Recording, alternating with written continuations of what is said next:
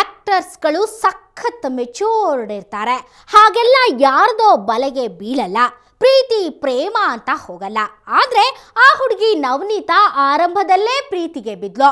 ಮನೆಯವರನ್ನ ಧಿಕ್ಕರಿಸಿ ಮದುವೆನೂ ಮಾಡ್ಕೊಂಡ್ಲಂತೆ.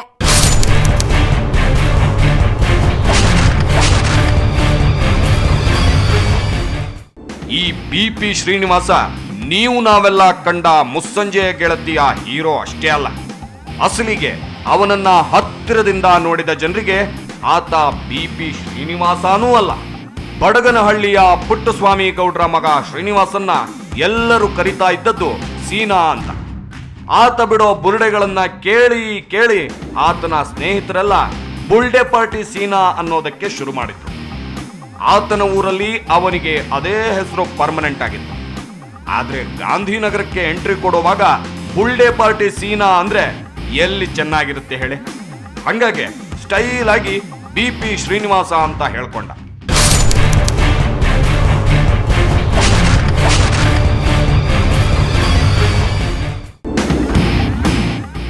ಅಂದಹಾಗೆ ನೀವು ಇಷ್ಟೊತ್ತು ನೋಡಿದ್ರಲ್ಲ ಸೀನಾನ ವಿಜುವಲ್, ಅದು ಯಾವುದೋ ಸಿನಿಮಾ ಸೆಟ್ ಅಲ್ಲಿ ತೆಗೆದಿರೋದಲ್ಲ. ಅವನಿವತ್ತು ಕೂತಿರೋದು ತಾನೇ ಕಟ್ಟಿಸಿದ ಮನೆಯಲ್ಲಿ.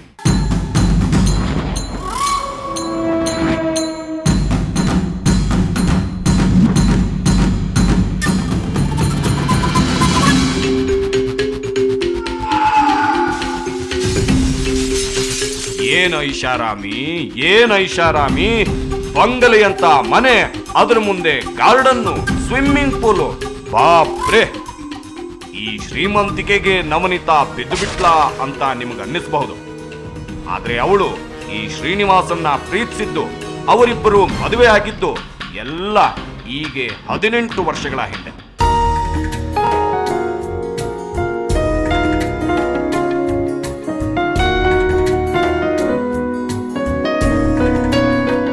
ನವನೀತನ ಮದುವೆಯಾಗಿ ಸುಮಾರು 18 ಇಯರ್ಸ್ ಆಯಿತು. ನಾನು ಮೊದಲು DD1ಗೆ ಒಂದು TV ಸೀರಿಯಲ್ ಮಾಡಿದೆ, ಅನಿರೀಕ್ಷಿತ ಅಂತ. ಆಕೆ ಹೀರೋಯಿನ್ ಆಗಿದ್ಲು, ನಾನೇ ಹೀರೋ ಆಗಿ ಆ್ಯಕ್ಟ್ ಮಾಡಿದ್ದೆ ಸೀರಿಯಲಲ್ಲಿ, 13 ಎಪಿಸೋಡು ಸೀರಿಯಲ್. ಆಗ ನನಗೆ ಆಕೆ ಪರಿಚಯ ಆಗಿ ತುಂಬ ಲವ್ ಆಗಿಬಿಡ್ತು. ಯಾಕಂದರೆ ಅವಾಗಿನ ವಯಸ್ಸು ತುಂಬ ಚಿಕ್ಕದು, ನಮಗೂ ಗೊತ್ತಿದೆ. ಲವ್ ಆಯಿತು, ಮದುವೆನೂ ಆಯಿತು, ಎಲ್ಲ ಚೆನ್ನಾಗಿ ಮದುವೆನೂ ಅದು. ಇವನಿಗಂತೂ ಗೊತ್ತಿಲ್ಲದೆ ಅದೇನೇನೆಲ್ಲ ಆಗುತ್ತೋ ಏನೋ. ಆದರೆ ಇವನು ಮಗಳ ಜೊತೆ ಡುಯೆಟ್ ಹಾಡಿದಷ್ಟು ಅಚಾನಕ್ಕಾಗಿ ಇವರಿಬ್ಬರು ಪ್ರೀತಿಸಿರಲಿಲ್ಲ. ನವನೀತಾ ದಿಢೀರಂತ ದಿಲ್ ಕೊಡೋ ಹುಡುಗಿನೂ ಆಗಿರಲಿಲ್ಲ. ಆದ್ರೆ ಶ್ರೀನಿವಾಸ ಹರೆಯದ ಹುಡುಗಿಯ ಜೊತೆ ಸಖತ್ತಾಗೆ ಆಡಿದ್ದ, ಮೋಡಿ ಮಾಡಿ ಮದುವೆ ಆಗಿದ್ದ. ಅವ್ರು ನನ್ನ ಪರಿಚಯ ಆಗಿ ಒಂದು ತಿಂಗಳಿಗೆಲ್ಲ ಅವರು ತುಂಬಾ ಕ್ಲೋಸು. ಮನೆಗೆ ಬಂದು 3 ಹೊತ್ತು ಕೂತ್ಕೊಳೋದು. ಅವ್ರ ಬಿಸ್ನೆಸ್ಸೇ, ನಮ್ಮ ಮನೇಲಿ ಲ್ಯಾಂಡ್ ಫೋನ್ ಇತ್ತು, ಫೋನ್ ತೊಗೊಂಡು ಅದನ್ನೇ ಮಾತಾಡೋದು. ಏನು ಬೆಳಗ್ಗೆ ಬಂದರೆ ಸಾಯಂಕಾಲ ಅವರು, ನಮ್ಮಮ್ಮ ಬೆಳಗ್ಗೆ 8 ಗಂಟೆ ಕೆಲಸಕ್ಕೆ ಹೋದರೆ ಸಾಯಂಕಾಲ 5 ಗಂಟೆಗೆ ಬರೋದು. ಅಷ್ಟು ತನಕ ನಾನು ಒಬ್ಬಳೇ ಇರ್ತಿದ್ದೆ. ನನ್ನ ತಮ್ಮ ಬಂದು ಊರಲ್ಲಿ ಓದ್ತಿದ್ದ. ನನ್ನ ತಂಗಿ ನಮ್ಮ ಅಜ್ಜಿ ಮನೆಗೆ ಹೋಗಿದ್ಲು. ಅವಳು ನಮ್ಮ ಅಜ್ಜಿ ಮನೆಯಲ್ಲೇ ಜಾಸ್ತಿ ಇರ್ತಿದ್ಲು. ನಾನು ಮಾತ್ರ ನಮ್ಮ ಅಮ್ಮ ಮನೇಲಿ ಜಾಸ್ತಿ ಇರೋದ್ರಿಂದ ಆ ಗ್ಯಾಪ್ ಇತ್ತು ನಮಗೆ. ಅಂದರೆ ನನ್ನ ಮನೇಲಿ ಒಬ್ಬಳೇ ಇರೋದು ಜಾಸ್ತಿ ಇತ್ತು. ನಾನು ಶೂಟಿಂಗ್ ಹೋದರೆ ಮಿಕ್ಕಿ ಟೈಮಲ್ಲಿ ಮನೇಲೇ ಇರೋದು ಜಾಸ್ತಿ ಇತ್ತು. ಹಾಗಾಗಿ ಬೆಳಗ್ಗೆ 8-8:30 ನಮ್ಮಮ್ಮ ಕೆಲಸಕ್ಕೆ ಹಿಂಗೆ ಹೋಗಿದ ತಕ್ಷಣ 9-10 ಗಂಟೆಗೆಲ್ಲ ಹಾಜರಾಗ್ಬಿಡೋರು. ನಮ್ಮಮ್ಮ ಬರೋಕ್ಕೆ ಇನ್ನೊಂದು 1 ಅವರ್ ಹಾಫ್ ಆನ್ ಅವರ್ ಇರುವಾಗ ಖಾಲಿ ಮಾಡೋರು. ಆ ಥರ ಬಂದು ಮಾತಾಡ್ಕೊಂಡು ಯಾವಾಗಲೂ ಮಾತಾಡ್ಕೊಂಡು ಕೂತ್ಕೊಳೋದು.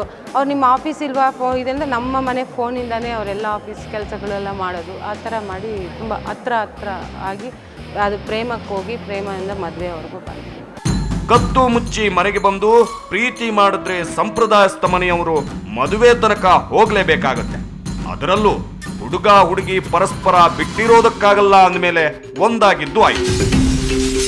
ಹೀಗೆ ಬಣ್ಣದ ಲೋಕದ ಹುಡುಗಿಯನ್ನ ಪಟಾಯಿಸಿಕೊಳ್ಳೋದಕ್ಕೆ ಈ ಸೀನಾ ಅದೇನೇನು ಬುಲ್ಡೆ ಬಿಟ್ಟಿದ್ನೋ ಏನೋ. ಅಸಲಿಗೆ ಆತನ ಮನೆಯಲ್ಲಂತೂ ಸ್ಥಿತಿವಂತರಾಗಿರಲಿಲ್ಲ.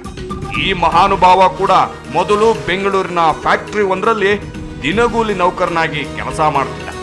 ನಂತರ ಅದೆಂಗೋ ಗಾಂಧಿನಗರದ ಗಲ್ಲಿ ಸುತ್ತಾಡಿ ಇಲ್ಲೊಂದಿಷ್ಟು ಅವಕಾಶ ಗಿಟ್ಟಿಸ್ಕೊಂಡಿದ್ದ.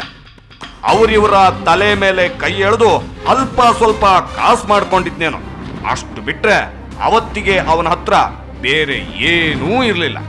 ಅದು ನವನೀತಾಗೆ ಗೊತ್ತಿತ್ತೋ ಇಲ್ವೋ, ಆದ್ರೆ ಆತನಿಗೆ ಈಗಾಗಲೇ ಒಂದು ಮದುವೆಯಾಗಿ ಹೆಂಡತಿ ಬಿಟ್ಟಿದ್ದಾಳೆ ಅನ್ನೋದನ್ನ ಮಾತ್ರ ಶ್ರೀನಿವಾಸ ಹೇಳಿದ್ದ. ನನಗೆ ಅದಕ್ಕೆ ಮುಂಚೆನೂ ಮದುವೆ ಆಗಿತ್ತು, 3 ಮದುವೆ ಆಗಿದೆ ನನಗೆ. ಆ್ಯಕ್ಚುಲಿ ಅನ್ಎಕ್ಸ್ಪೆಕ್ಟೆಡ್ ಏನೋ ಒಂದು ಬೈ ಮಿಸ್ಟೇಕ್ ಆಗಿ ಮೊದಲನೇ ಹೆಂಡತಿ ಸಹ ನನ್ನ ಹತ್ರ ಮದುವೆಯಾಗಿ ಅವಾಗ ಸ್ಟಾರ್ಟಿಂಗ್ ಮದುವೆ ಆದಾಗ ನನಗೆ ನಲ್ಲಿ ಏನೂ ಇರಲಿಲ್ಲ, ಎಲ್ಲ ಒಟ್ಟು ಫ್ಯಾಮಿಲಿ ಬಂತು.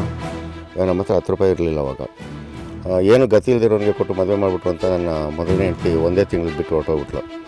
ತಿಂಗಳಿಗೆ ಬಿಟ್ಟು ಹೋದ್ಲಾ ಅಥವಾ ಅವಳು ಹೋಗಿ ತಿಂಗಳು ಕಳೆಯೋದ್ರೊಳಗೆ ಇನ್ನೊಂದು ಮದುವೆ ಮಾಡ್ಕೊಂಡ್ಯಾ? ಸೀನಾ ಸಖತ್ತಾಗಿ ರೀಲ್ ಸುತ್ತಾನೆ. ಅಸಲಿಗೆ ಈ ಆಸಾಮಿ ಮೊದಲು ಗೌಡನ ಪಾಳ್ಯದ ವಸಂತ ಅನ್ನೋಳನ್ನ ಮದುವೆಯಾಗಿ 1 ವರ್ಷ ಸಂಸಾರ ಮಾಡಿ ಆಕೆಗೊಂದು ಮಗಳಾಗೋ ತನಕ ಜೊತೆಗೇ ಇದ್ಲು.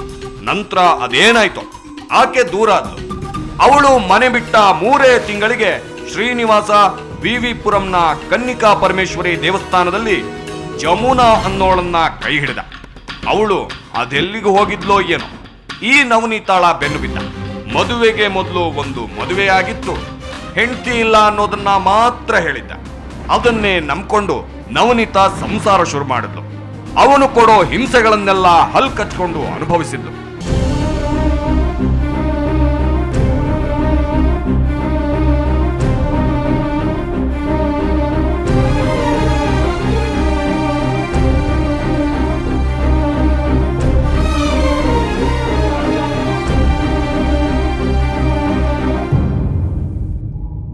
ಅವ್ರ ಮಾತೇ ಸರಿ ಇಲ್ಲ. ನೀವು ಹೇಳ್ಬೇಕಂದ್ರೆ ಸೊಂಟದ ಕೆಳಗಡೆ ಏನೇನು ಮಾತುಗಳಿದೆ ಎಲ್ಲ ಮಾತು ಯೂಸ್ ಮಾಡ್ತಾರೆ.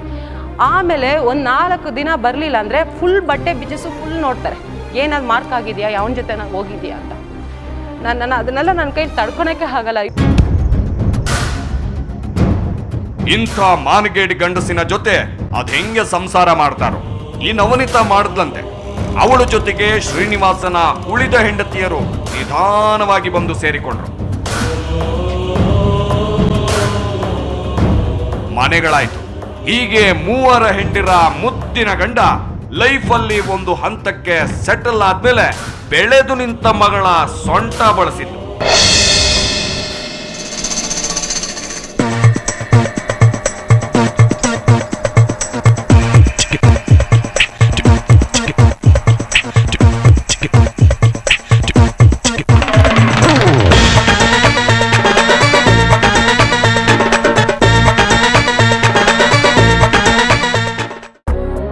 ಅಲ್ಲಿಂದ ಶುರುವಾಯ್ತು ಸಮಸ್ಯೆ.